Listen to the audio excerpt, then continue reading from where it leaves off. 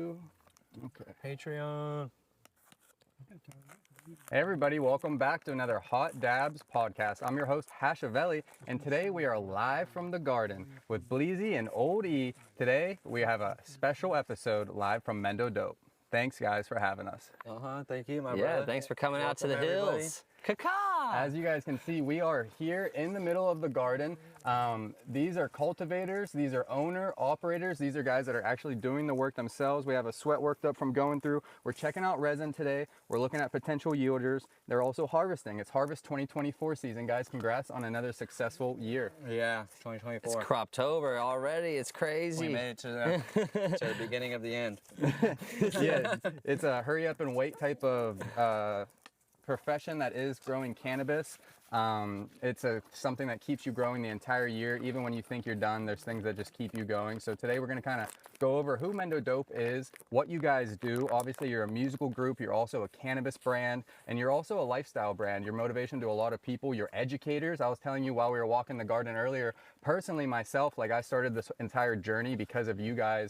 When we first moved to Mendo, I was in Redwood Valley like 7-8 years ago, and I originally wanted to get to Mendocino because when I lived in Pennsylvania, I used to look up videos on like growing in California, and everything that I saw that popped up was like Mendo and Humboldt, and I would see like Jorge Cervantes and you guys just out here with like just monsters, you know. I remember like that so backyard you had in like Redwood Valley, right? Yeah, it was. And it was full circle because I ended up moving to Redwood Valley myself, and I bought your DVD on how to grow monsters, and our first backyard grow was literally I'd go watch the DVD and then we'd go do the shit, you know. So it's full circle, and we're gonna go over exactly what you guys have done to get this far. But I just want to start with, who are you and how did you get started into this brand called Mendo Dope? Yee! All right, well, I mean, first of all, kick it off with I am Old E. This is my brother Bleezy right here. What up, everybody? We are ganja farming, cannabis culture musicians, and it started from way back in the day as just getting into trimming. You know, as young kids are out here in Mendo, we started working at different farms and trimming to started seeing plants and checking things out behind the scenes, and it really started to birth a whole inspiration of us wanting to get into cannabis and grow, and started really respecting flowers and seeing how bomb different flavors and varieties were, and just the whole circle of this cannabis culture that we were born into up here, just growing up into it. So cannabis has been a big part of our life for a long time, and with music, you know, we just really started going full cannabis culture style with our music, like growing up influenced by like, you know, Cypress Hill, Cottonmouth King, Snoop Dogg, all these guys that were talking about smoking weed and repping weed, and we wanted to kind of come at it from an angle of like, for the people up in the hills, Yeah. the people that are growing out here, like the people that are in this deep cannabis culture, mountain style shit.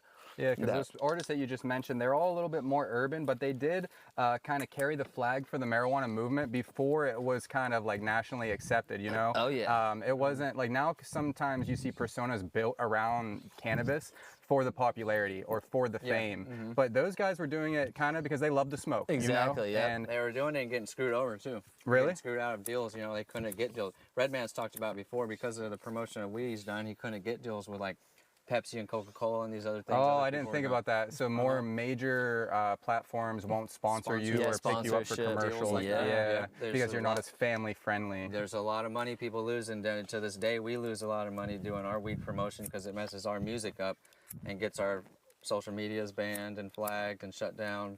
If we just did music only, and then that wouldn't happen. But then so it's still happening today, and we respect those guys a lot for what they did. Even like I was just recently getting back into like when Cypress Hill smoked on Saturday Night Live. Oh yeah, for sure. And that was so savage.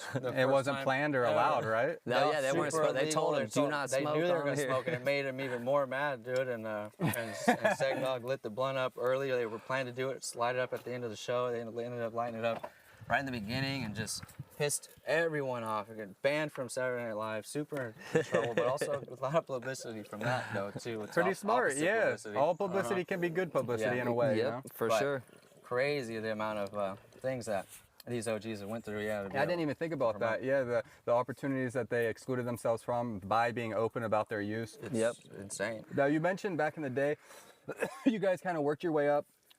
starting as trimmers in the scene, that's kind of like the apprenticeship program as far as like back in the day, like getting your kind of like foothold in a hill spot is kind of you work your way up. Yeah, for sure. Times have changed with the industrialization. You have to have legal workers. There's not a lot of vertical improvement these days. Like you don't necessarily Not really for a new person, yeah, to come in and trying to get a job.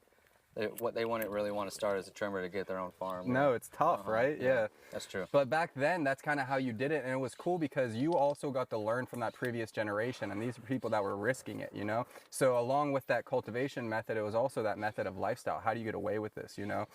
What was it like for you guys when you first started getting into the scene? Did you have any, I know you talk about Subcool a lot, did you have any kind of people that taught you the ways coming up, or was it kind of self-taught?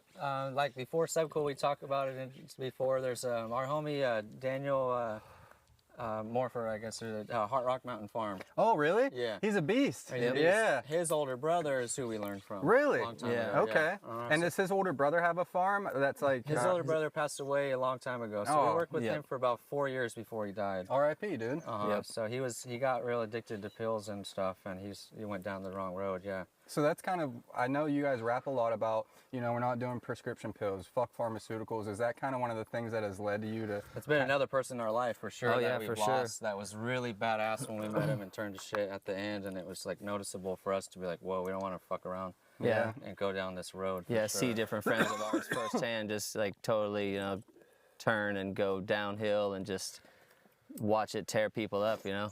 Yeah. Yeah. It's, So what has marijuana been able to do? Do you think that the use of cannabis as opposed to these pills kind of helps you to like kind of stay off that dark path that can lead to like the dependence on it? yeah, for sure. Definitely. It's just, some people are scared to get into weed or think they might also get addicted to it or be too high all the time. So it's hard to get into it for someone that's scared to start, you know, compared to what doctors have like normalized pills, so you're not scared to take a pill. It's dosed, I guess, so perfectly where you're not going to overdose on it right away, like some people think with weed. And you can get too high for sure, you know, pretty easily. So that stigma of like weed being like an actual drug as opposed to, hey, if my doctor writes me this script, it must be legit. Yeah. You think that kind of like prevented people from using cannabis as a medicine for a while? Yeah, for sure. Yeah. But with the use of your music and other platforms like this that we try to educate people on, hopefully that they realize, hey, we don't need to necessarily be stuck in one lane as far as healing or your medicine needs to be. Yes, exactly. So getting back to that, speaking on your medicine and your cultivation career, which one kind of happened first, or did they both happen at the same time? It was pretty much, you know, they were right side by side the whole time, pretty much. As we were getting into trimming, like back then I was just like freestyle rapping and shit with friends at school and just kind of playing around. We had an old tape recorder we would mess around on, so at those beginning days of us like sprouting our very first seed, we were kind of just experimenting with music and doing things. And then we built our first little home studio in the back of our mom's house and had a couple plants right outside the shed where the studio was. So we pretty much started really getting into music and cannabis like really at the same time, like more fully involved in it and like wanted to take it serious too. That's cool. So like even though you weren't necessarily live from the garden in the very beginning days, they're still right outside your window. And what's even funnier too, the first plants that we grew on purpose was we won a hydro setup from the store in town. Like a grocery store had a contest or a raffle, and we won. It was like a 6-plant hydro bucket thing where it came with the cubes, with the circles, you know, the little cocoa circle things, whatever that is, I forget now. But it had 6 pots, aeroponic setup, and we grew that in the studio. So we had our little indoor room in the studio also the very first time we set up our studio. That's awesome. Like, And do you feel like that connection or kind of like, we've talked about it, I was just at Sticky Fields place, that plant spirit, you know, like there is a magic kind of essence to the plant and like almost like a consciousness. Do you feel that energy comes through your music or helps to motivate you? Definitely, for sure, yeah. I feel like being out here in the garden is like such an inspiration for what we do in our music. It goes like hand in hand and it fuels each other. As we're smoking the flowers, it's inspiring us to make music, and then when we're in the garden, it's inspiring us to create things for the music, and it's just this circle that feeds itself, and it's a full energy that we pull out here for sure, and vibes that we catch out here and capture when we're in the hills, and just really like how quiet it is out here, you know, just to be secluded. It's nice. And just clear, it's like a mind clearing out here. And, it really is. And then when we started wanting to bring our our stuff out here and make music in the garden actually, and not just take our ideas back home and record it in the studio. We're like, let's start bringing our studio out into the garden, and from there, like, we just did one single that we wanted to record that turned into it sounding so cool, and it was so fun that we wanted to make a whole album, which turned into us making 4 albums outside in the garden up to, you know, now, and definitely planning on more. So it's like, it's all intertwined, it feeds each other. It's a big energy out here with the garden. It's just real vibes. It is real vibes. Have you guys recorded one this season yet? No. No? This season's been super busy because we did a big expansion out here, and then we have like I have a 2 and a 1 year old. So like this last year with the 1 year old and this 2 year old's been Full-time also job. busy. Yeah. So we've been not really in the studio much this year. We dropped our Planters of the Trees 2 album last year, and then this year did the like extended version with like bonus album. Now, when you guys are doing your albums, how far in advance do you start to plan them? Like, do you already know what your next album's going to be called, or do you kind of just let it flow to you when it's time? We flow, but we do premeditate a lot too. Yeah. Once we get started. Yeah, there's a lot of ideas that we'll start kind of resonating on and start formulating like a full concept album and want to go all the way into that. And I'll start like, from that, I'll start thinking about concepts for songs and like writing ideas down and building from there. And then once Bleezy starts making beats, it's kind of which ones are like feeding that vibe and catching with this kind of idea to this beat. And Yeah. Like last year with Planters of the Trees, it was 32 songs, right? It was Yeah. roughly 32 songs that we made for that album. And we made that all fresh last year from the beginning of the year, and then dropped it at the end of the year in October. yeah. So when you make the songs, do you go through and be like, okay, this X amount of songs are going to be on the original album, and then let's save these for a deluxe release? Do you think about that as you're doing it, or does that kind of just happen in the end? Once you have your full kind of, the picture has been painted, then you decide? This is the first time we've actually done that style. So this time we kind of had, after we made the songs, we pretty much decided that we wanted to spread it out a little bit. Yeah. On this one. Yeah, that's cool. And like your different albums, when you start to get into the rhythm of like, okay, now it's time to make an album, do you just take the experiences of kind of like what you're going through in life or in the garden, or do you kind of like look outside at like what's going on in the exterior world? Like, do you look at like current happenings in the world as far as politics or world happenings to kind of like influence your music, or is it more of a personal, like what you guys are personally going through? I wouldn't say it's so much like we never really dive into the political stuff and like feed into that kind of things. Like, it's majority of it is like our lifestyle, what we're experiencing, and like the people that we're kind of engaged with in our circle, in our community, that we kind of want to speak for and towards. Yeah, like, there's a lot of speaking for people, as Daniel does, like with certain songs, trying to take it from us and why we grow, and these are my root song and things like that, or like he does a good job too of also having a lot of songs that are like from someone else's perspective too. Yeah, so you're telling the story for people that might not necessarily have the voice themselves out here. yeah. And I feel like I'm trying to do the same exact thing, because when I came out here, I quickly realized that some of the best growers or the best people with the best intentions weren't necessarily the best at like getting their point across, Yes. or yeah. even having like any like motivation to leave their hill. A lot of these people are here Yes, for a that's it. reason, For you sure. know? But Exactly. they're some of the nicest people you can encounter, and to have the blessing to come to some of these hill spots, these farms, and hear what they have to say. These people are living in tune with nature more so than most people you ever see on camera. I guarantee. Yeah, yeah. it's super Exactly. true. Yep.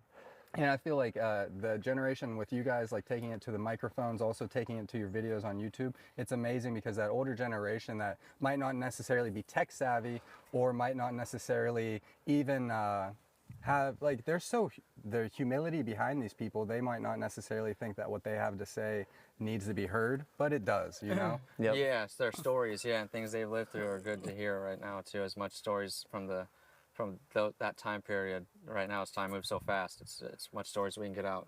It's really good. Yep. And 'Cause there is history a lot of happens good in stories. cycles too, you know? Yeah, So exactly. It a does. lot To of the learn things from. that they learn from, we could learn from preemptively, you know, if we guaranteed. just listen. Yep. And yeah, we've talked about it before too. A lot of the farmers out here and a lot of people like you're talking about, they're not good on camera. They've never done camera stuff. They don't know how to do computer things, social media, all that stuff. So they have a huge disadvantage Yeah. now in this new world. And for us, that's a big advantage that we have, because the music made us do all this stuff too. So Yeah. we've been like in the front and trying to be on camera and doing that kind of style stuff. So the farm just went hand in hand. right away. Yep. But it's not easy, yeah, for these really good farmers that are way out here in the States. It's tough.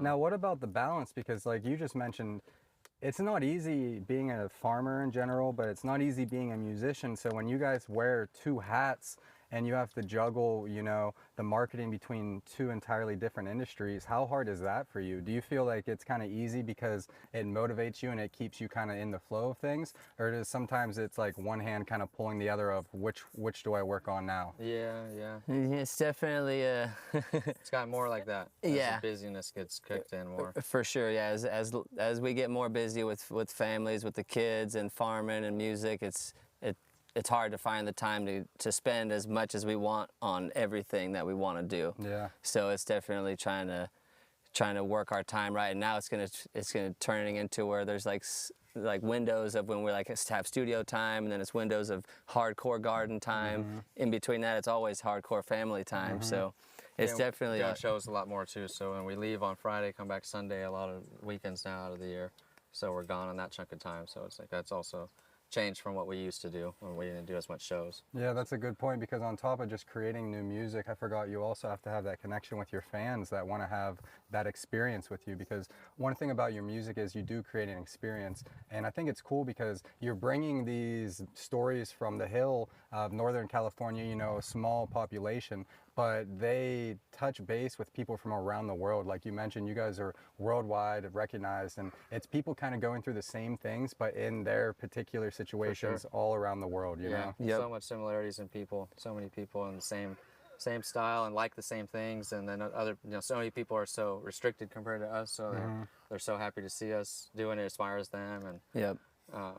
and then everyone's getting more free, so they're able to now do things all over the place more and more. And yeah, just trying to get that message out of that positive cannabis culture that's inspiring people, you know, like even in crazy places that weed is still so looked down on. Like the last weekend we just had our grow class, and we had a couple people from out of the country, one guy from Switzerland and one guy from Austria, and the homie from Austria was telling us about how he got busted with weed, Crazy laws. like crazy situation that he went through, so much shit over just a little bit of weed, and like, but he was telling us how our music really inspired him and like really helped him out through so much bad, like dark times. It really motivated him to keep going and push through it, and it's really dope to see how powerful it is and how we've been able to connect with people, you know, worldwide style, not just here like in California, and like really take this movement everywhere, and really just, because that's what this plant is for the world, you know. That's what we're trying to get out, where this plant should be able to be used by anyone, anywhere. So, and this plant has come from around the world to these hills of NorCal, you know. People have brought them back from all over, and we're just fortunate enough to have kind of some land races from different areas of the world that we wouldn't have access to. But it's because these people took the risk to smuggle them back, because they believed in the plant and they believed what it had to offer for us, you know. They knew it was special They to did. them. It was called to them. Yeah, it's so crazy how the plant.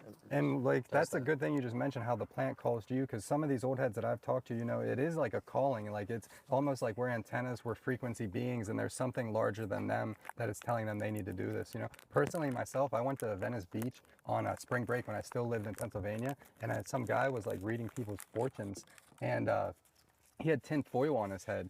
And when I had him read my fortune, he told me I needed to move to California. I needed to grow the plant. I needed to grow the medicine for people. He said I needed to get away from this dude with blonde hair who ended up being my roommate, who when I went back to college the next week got raided by the cops. They didn't have a warrant though. My buddy with blonde hair opened the door because he was scared because they were yelling at us through the window. So everything that guy called happened. that's know? crazy. And it's almost just like a higher frequency, like a manifestation of, you know, the universe within the actions around us, you know. Kind of, some people call it synchronicity. I call it like connecting the dots, just paying attention to the dots that are given to for us. sure. You have Yes. to kind of be open to everything and see things too that can be available, or options. Which way you should do the fork in the road, huh? It's so crazy. Life is so trippy. We've learned a lot. We watch a lot of documentaries, a lot of interviews, you know, different famous people and musicians a lot and stuff. And it's so crazy that you could just do what you want to do if you focus on it and let things just happen. Yeah, like And stay you in the really flow. Yeah, you stay in the flow, and you're committed too, and really serious at the same time. It's so crazy what can happen. And we've seen it, you know, now with our music and the farm too, how it's just organically happened because of just like having a really good hustle for it, but just like going with the flow of things, and then end up being here where we're at. So we didn't And I plan think, any of this. well, like you're talking about amazing things that people can really learn from this, because it's carried me to be here. It's carried you guys to success. And I think what you're saying is like, you weren't just waiting for things to come to you. You guys had a direct intention. Like, you know what your goals are, you know, you guys have a vision, but also you're working towards it each day. And when you do things like that, the universe opens up, you know. It's almost like rafting, like kayaking. Like, when you're going with the river, you only need to use your paddle in like little instances, and you'll get that exact agile move or that swift takeoff that you need, you know, as opposed to trying to fight against it. If you're trying to go upstream and do things against your environment or against like what like your personal gifts are, it creates, you know, a toughness in life in general, you know. Yep, for sure. So true. I wanted to ask you though, because you guys just talked about these people coming from all over the world to attend your class out here.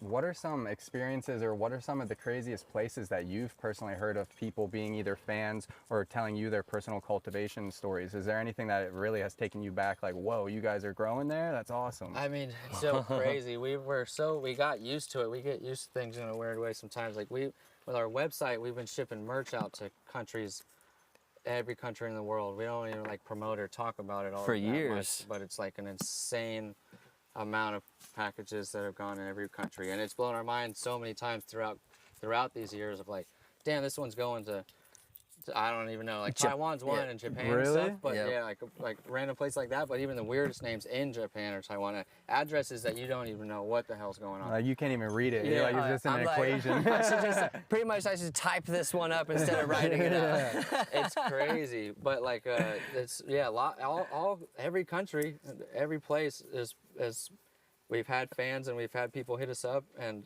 it blows our minds. The farthest away, randomest ones.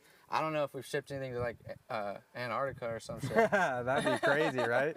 On a sea base down there. I wouldn't doubt it. Everything. I wouldn't doubt it. Across the website, it's insane. It'd be pretty cool to try to dig that up and see what's the farthest place our That'd be cool, merch right? has gone or something. Yeah, it's really cool. And is it you guys that are personally putting together these orders? Or Yeah. you have like, it's you guys. Yeah, it's us. Yeah. That's amazing. So if you guys go to the website, if you order some merch, it's going to be them that pack it up. They're going to see your name. They might even write it in with their own handwriting. So that's pretty much an autograph, guys. Yeah. And at this time of year, you might even get a little resin fingerprint on it. I guarantee hella times those t-shirts have smelled a little bit like weed. I bet, right? In the Postal inspector gives it a double look and ends up just being a sweatshirt. Yeah, and for all these years, you know, so many people, you know, have been doing so many shipping stuff, and we've always just shipped out merch. Our post office knows us so much in our little town. Of course, right? They've searched, I bet, so many packages from us out there in the world that have just been merch. And do your packages say Mendo Dope on it as it's coming? Yeah, some of them, 90% of them have Mendo Dope logo or something on it. So sometimes when we're shipping out of the country, it's like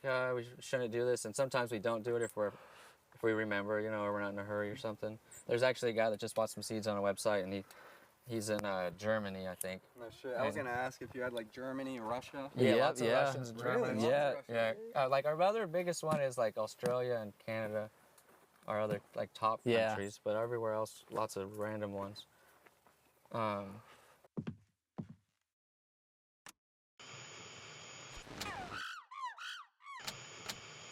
You think, oh God. Do you love taking dabs with friends, but hate cleaning your banger the old-fashioned way?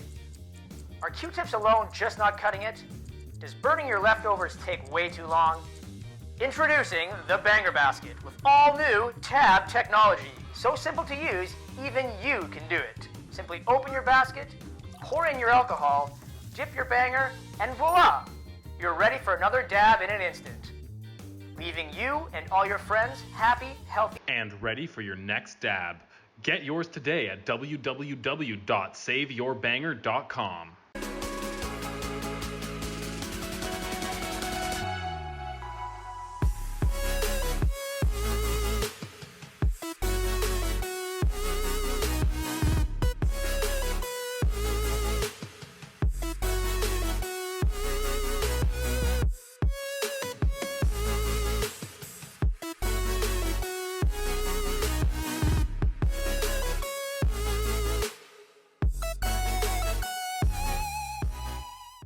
The Germany dude, yeah, he said he wanted the package very safe. Put in a t-shirt with cardboard and make sure you hide it from customs.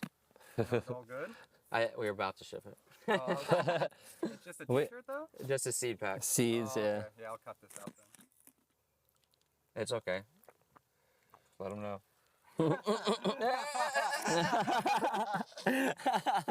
It's legal. Seeds are legal now. It's fucking crazy. Oh, really? Yeah, it's under 0.03% or whatever. Oh, so shit, weird. I didn't realize that. Yeah. That's awesome. Cookies started doing it. Once Cookies dropped their seed website, then I thought it was over after that.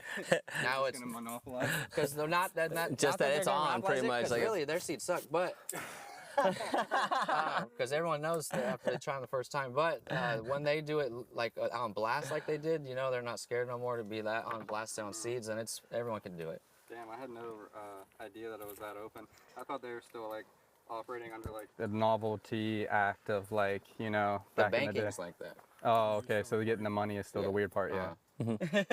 That's the problem. Getting the money is the problem. Can be a As it always is, you know, for Uh-huh. this industry in general. As this time goes on, we've seen like the inundation of like the legacy growers kind of like being depleted. Yep. We're seeing a lot of the people that have risked it to get to this point being kind of pushed out of the industry.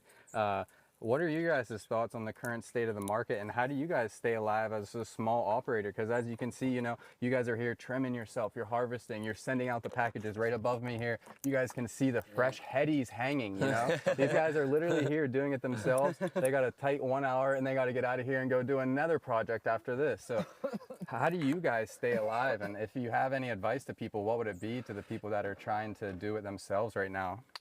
I mean, first off, after of everything, I think it's important to do multiple things too these days. I don't think you should focus on the farm 100%.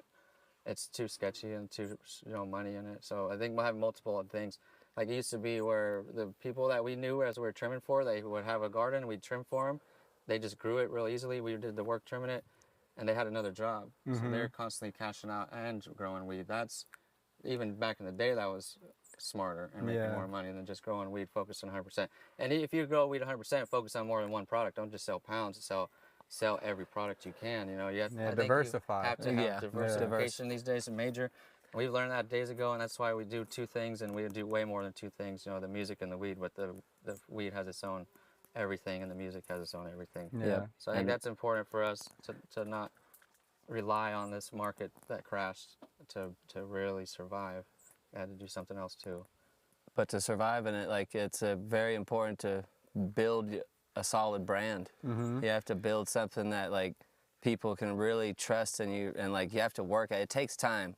You can't like, people can't come into the game and build this brand with money out of nowhere and think it's just gonna work. Like, And that's also the only reason why everyone else is fucked, because these big companies are just coming with building a brand that's so fake, but they have nothing.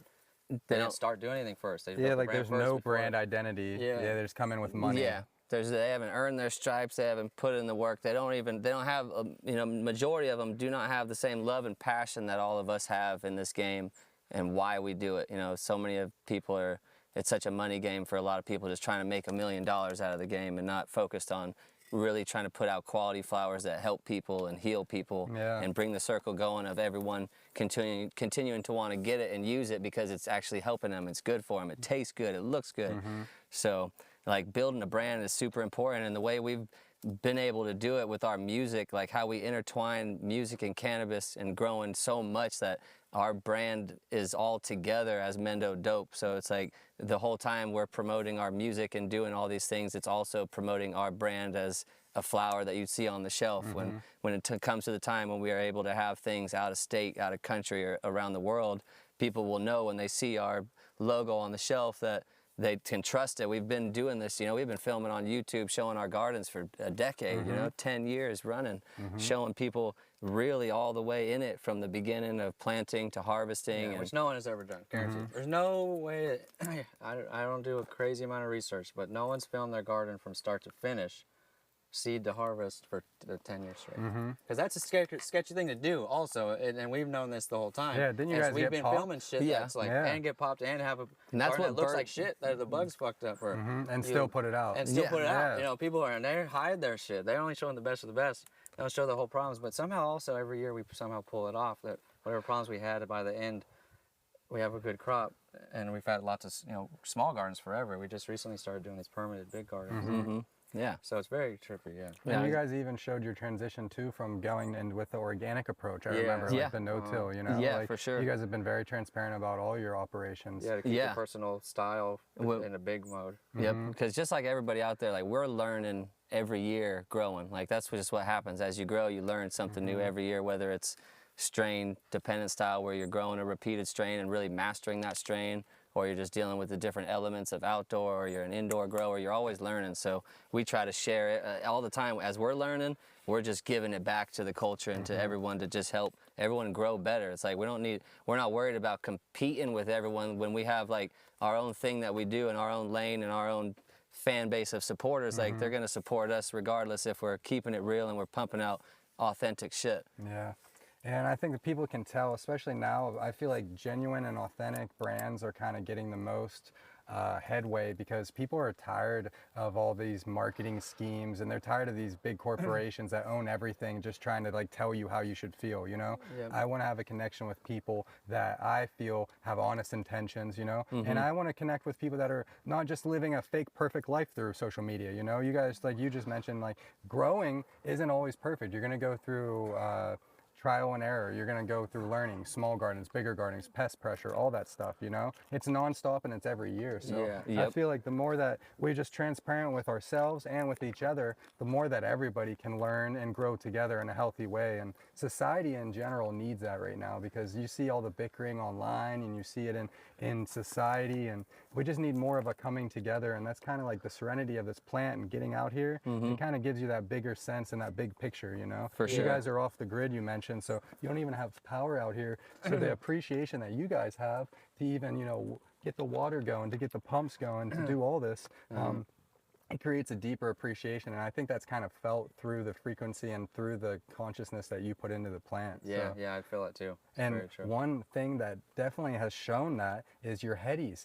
We have a branch sitting right here. We have some sitting above us. This is your guys' first place from the Emerald Cup, right? Yep. Yeah, Best in it's the same. show, right? Best in Yeah, show. best in show. That means it beat the indoor, it beat the salt grown, it beat the $1 million grows. Yeah. Can you tell us a little bit about what this is?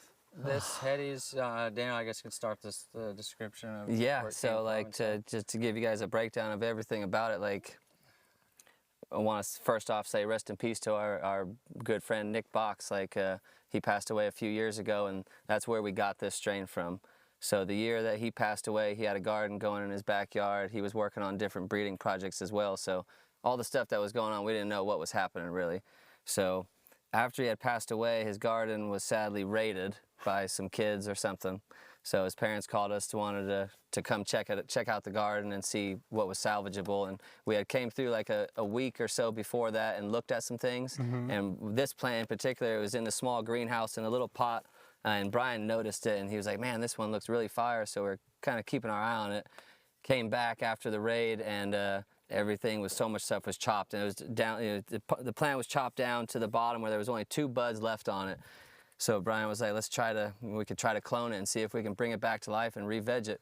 We didn't know exactly what the genetics are on it, but it was looking really special. So we brought it back home. We got it to re-veg. It took a long time, but it did. And then we started growing it inside and testing it, and it was just blew us away. We're like, oh my God, this is so fire. It's such a real, like a old school throwback kush, like real gas that we've been looking for so long. So we started working with it a little more, and then we brought it outside on a couple small plants, and we saw how good it did outside by itself. And This is like 2 years ago, you took it outside? I think it was about 3 years. We did like 1 plant each year. Yeah, so I The think first 2 years. And yeah, then did just more to check last it. year. just to check it out, had a small plant at my house. Wow, so this is a long journey. It's been huh? a kind of a lot, 4 years before we Yeah. started growing it up here. Yeah. Yeah. And now you this guys year- have it scaled up. Now Yeah, we so now scaled it this up. year This year we planned to really scale it up already because we knew how fire it was. Like last year, the batch that we had was doing really good. The personal came out fire. We took the cup with it. Like before we took the cup, we were already planning on blowing it up more. Yeah. Because everyone was loving it. We were smoking it. That was like our We've go-to. also, You guys love we've smoking had it. it for We love 4 it. years, you know, but small ass little amounts of it. So we'd show our homies and we'd be like, "This is the shit." You're like, Nick had the fucking one, dude. And they're like, let me get some. And you're like, I don't got yeah, any. sometimes, yeah, we'd have like we'd do ounces here and there to homies and kick them ounce here and there, so try to get them to get to like it too. And they liked it okay, but it's been taking a little bit for everyone to get to know what we like feel special about it. In the indoor, it's crazy bomb indoors. I bet, But right? the outdoors super duper nice. A lot of Kush is so much better indoors. This one actually is really fucking good outdoors. Yeah, it's been nice. So yeah, we started kind of just blowing it up a little bit more. Ended up taking the cup with it. It was shocking for sure. Like that was weird. You guys didn't expect it? No, I mean we didn't. We knew it was fine. We turn them with cups too. Yeah. We're not like cup hungry. Like where we get all crazy about it. And we don't enter lots either. Like we entered one flower and one fucking rosin entry. And you placed for both the of rosin them. also. Yeah. Uh-huh. So that usually we only enter a couple things. We don't enter 5 different flowers and go hard like that. So we felt like it was for sure. It was a top contender. We said it has to be in the top 10. No way, it can't be. And then when we got the first, it was like, oh my fucking God. And then it was coming down to the last award. And we're like, we have a chance at this, actually. Let's see. And then they called it, and it was like, holy shit. It was mind blowing. That's amazing. And it's right? like the full circle of it to just like have, like to be growing this strain and keeping our homie's legacy alive and like having something of his to carry on and it being that special to win a cup. Like it's like a full circle of like you're talking like the energy that went into this whole process, the vibes that are in it. It's like all it's that, you know, it's supposed to do something special. That's what it's meant to do. So I think that just speaks volumes on everything that we've talked about, how you guys put yourself out there as kind of like this steward for the plant, and through the universe, like it's kind of giving you, like you went through a garden that was depleted and you spotted something, and you have a good eye. Obviously you guys have been growing for over a decade, but maybe there's something deeper there where the universe is making sure, you know, preserve this. That one's interesting for sure. It goes deeper than what we originally would think. Like you're saying, it goes that deep. Frenchie would say that the phenos find us. yeah. I'm starting to believe that, dude. I'm getting chills hearing you say that. You know, Emerald Spirit Botanicals, like Joseph, his mother talks to the plant spirits, and like when they start their breeding projects, she's like manifesting what she wants. And also Tony Mendo, I've heard him say, for sure. when he goes through, he's smelling what he wants to smell already. I'm you putting know, that smell yeah, into it. he is, dude. And like so when sad. I hear that, I'm like, fuck, like there's a reason why these people are on the forefront of like creating things, and there's a reason why they have these names. It's not just accident, you know. Yeah. You can get lucky and pop a seed. Anybody can get For lucky. sure. Oh yes. Yes. But with that intention, And even like cookies, like we hate on cookies. You know, a lot of people hate on cookies, but their access is to the world. They have unlimited access. Anyone would love to give them the cut they found. That's a winner. You know what I mean? They got enough money to buy any cut they want, if whatever someone's price would be. So obviously they got super special shit too. But this is like a different style. Yeah, like they're buying them, people are finding them for them, and like we're the kind of people, where they just find us. It's really weird. It's really different. Frenchie was so funny when he said that. And then this Nick B strain is like, the heady is just like that. We call it Nick B in the beginning, Nick B.O.G. when we had just growing it with the homies. And then when we started wanting to bring it to the market, we knew he wasn't gonna like that name. so you had to give it a proper name. Yeah, and he was like the type of dude who wasn't like, he never wanted to be on like film. you're saying, Yeah. yeah. He's the other kind of farmer dude. Yeah. out here. He was hidden behind the scenes. He loved weed, fucking loved growing it, loved smoking it, but he did not want to fucking be on the camera, didn't want to talk about Frenchie it. came out to the garden a few times and filmed for the movie. Nick was there one time, and a couple other times people came and filmed, and he was always just hanging out in the back. On the side, Yeah. low key. And he's Shout even out the Nick one- B, man. Yeah. Shout out to Nick. Yeah, it's super. This is amazing. His memory will live forever through the headies, and the more that Yes. you guys tell this story, you know, Yeah. the appreciation will live there forever. You know, life Yeah. works in crazy ways sometimes, but it just shows that we need to be grateful for what we have when we have it, especially each crop. I told you guys, you know, congratulations on another crop, because out here in the hills, fires, you know, all these disasters that can come out of nowhere, we really have to be grateful for any year that we're able to harvest. For sure, you know? yeah. Especially quality like this. This is amazing, guys. Hell yeah, and thank you. something to really be proud of. And I think if anybody at home is viewing this and wants to get their hands on it, what's the best way?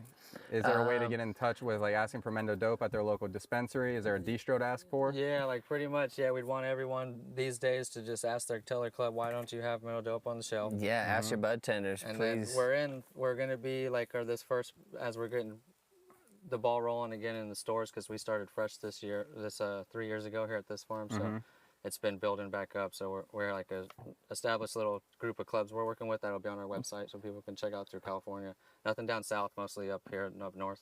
Yeah, because you guys are still small batch, so you're just feeding the stores that carry you. Yeah, and the stores, we have like 10 to 12 stores, and we've been going through everything. So it's like, it's weird how much weed it takes to really supply a It store. is. So we would think we would only be in like 80 stores or whatever maybe, but And that's we why don't have we- that much weed. So. Yeah. That's why we wanted to like do more headies, because we're like, we gotta get it to more people to try it. And people keep saying, "Oh, I want to smoke it. When is it gonna be down here?" It's like we're trying.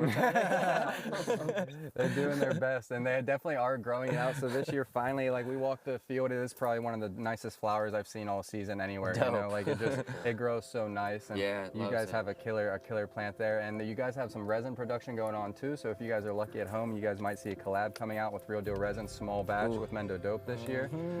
Any last words? I know you guys got to get out of here. We just want to say thank you to all of our supporters out there around the world.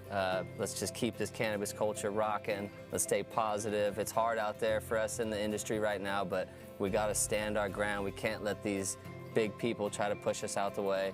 We're here. We have the real love and passion. Let's keep growing real fire.